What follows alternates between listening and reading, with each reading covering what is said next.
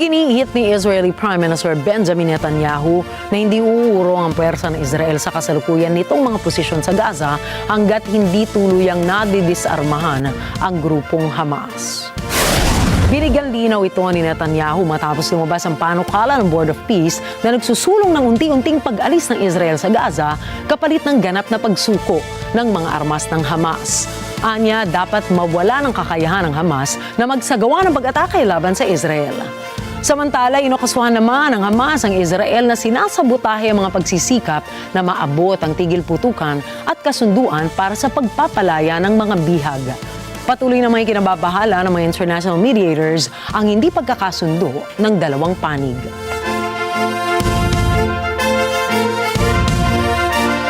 Ayon sa ilang media sources, paubos na raw ang highly accurate long-range missiles ng Estados Unidos. Anila nagamit na ito ng US Army sa 5 buwang pakikidigma sa Iran. Nangangamba tuloy ang marami tungkol sa kahandaan ng Washington sa mga susunod pang gyera. Lisa Anselmo para sa report. Pangunahin sa missiles na umano'y halos ubos na ang surface-to-surface weapons ng US na kilala bilang Army Tactical Missile Systems o ATACMS, maging ang precision strike missiles nito.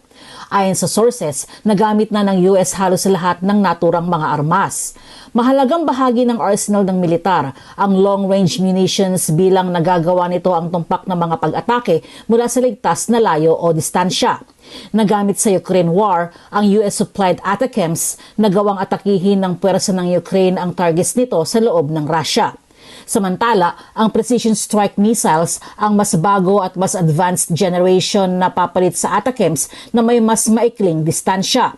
Ayon sa analysts, mahalaga rin ang naturang mga armas sa anumang iringan sa China. Nagkakahalaga ito ng higit $1 milyong bawat isa.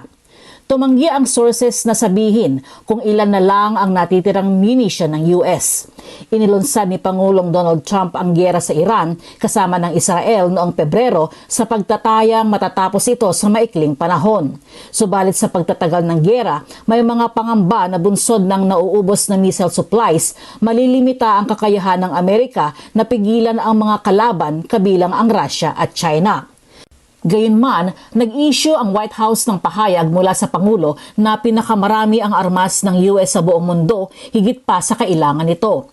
Ayon kay Trump, sa ngayon ay gumagawa sa record levels ang defense companies ng mga armas na higit pa sa mga ginawa nito sa nakaraan, bukod pa sa pagpapalawak nila ng mga planta at mga kagamitan. Ayon kay Pentagon spokesman Sean Parnell, pinakamakapangyarihan sa mundo ang militar ng Amerika. At mayroon ito ng lahat ng kailangan sa anumang oras at lugar na gugustuhin ng Pangulo. Ilang linggo nang nagbababala ang military leaders kay Trump na nauubos na ang imbak na armas pangdepensa ng bansa. Noong 1 linggo, naiulat na nagpasya si Trump na huwag nang maglunsad ng isang massive offensive sa loob ng Iran.